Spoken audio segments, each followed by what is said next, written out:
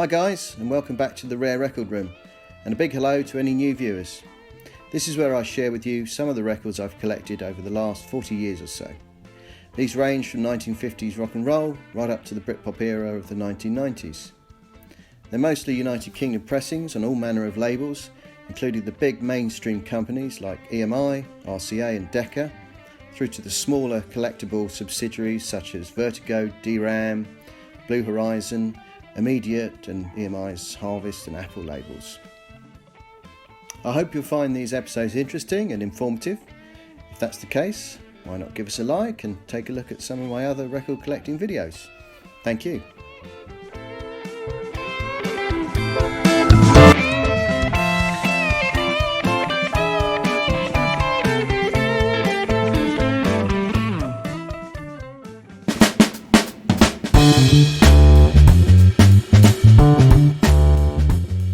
In an earlier video I covered the 1964 debut LP by Georgie Fame and the Blue Flames entitled Rhythm and Blues at the Flamingo, which you may wish to check out. In this episode I'll be looking at his second LP record and his associated recordings during 1964-5. The LP Fame at Last was released in October 1964 and came just a few months after their debut LP. Around this time, drummer Jimmy Nicol spent a brief period in the band before joining the Beatles on their 1964 Australasian tour in place of Ringo Starr, who had been hospitalised with tonsillitis.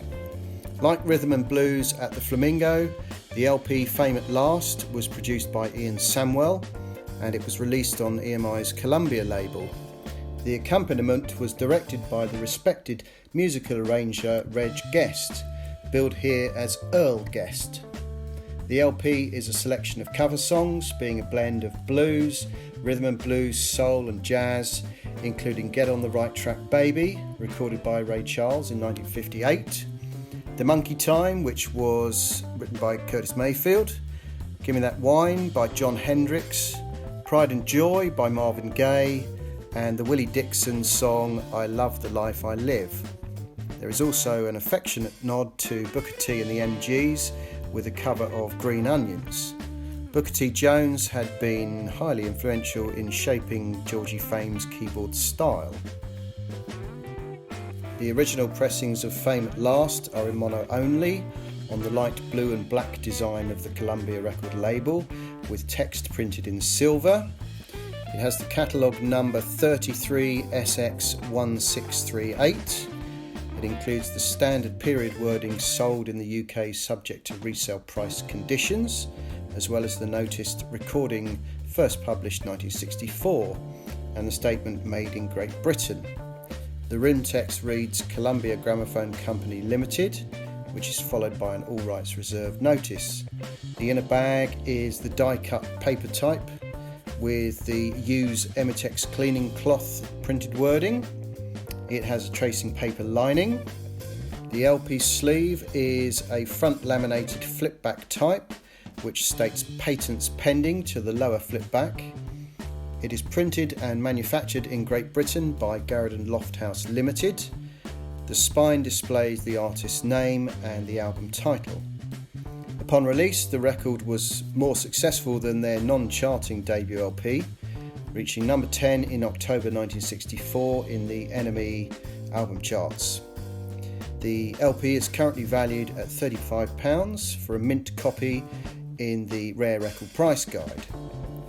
From the Fame at Last recording sessions came the Blue Flames cover of Jon Hendricks' Latin soul tune Yeh Yeh, which was released in December 1964 and topped the UK singles charts in January 1965, toppling the Beatles single I Feel Fine. Copies of the single Yeh Yeh are on the black Columbia label, printed in silver. These have a four-pronged push-out centre for jukebox use. These include the standard wording sold in the UK subject to resale price conditions, and also recording first published in 1964. There is a variant spelling of the title found on some examples as seen here, with Yeh spelt Y-E-A-H, The correct title is Yeh Yeh, spelled Y-E-H.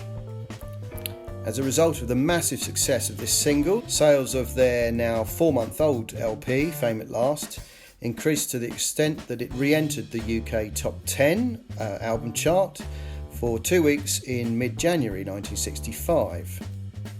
As a sign of their success and artistic credibility also, Georgie Fame and the Blue Flames were the only British act invited to play as part of the first touring Motown review, titled the Tamla Motown Show from Hitsville, USA.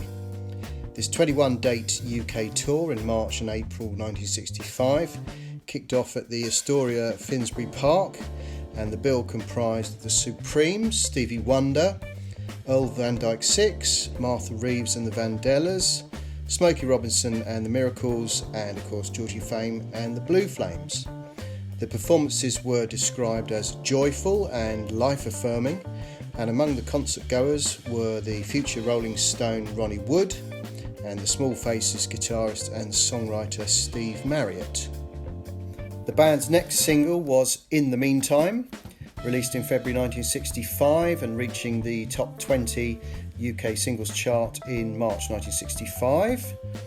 This was followed by the single Like We Used to Be, released in July 1965, and then the single release Something in October 1965.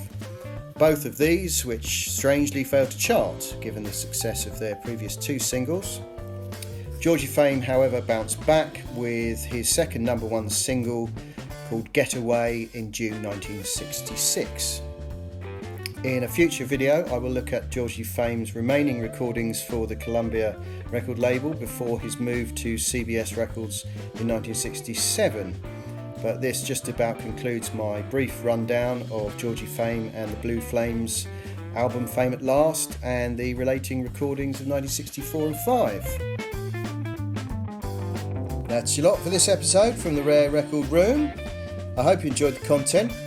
If you did like the video, please make sure you subscribe to the channel to see more and to receive notifications for any new uploads. Thanks for watching. See you next time.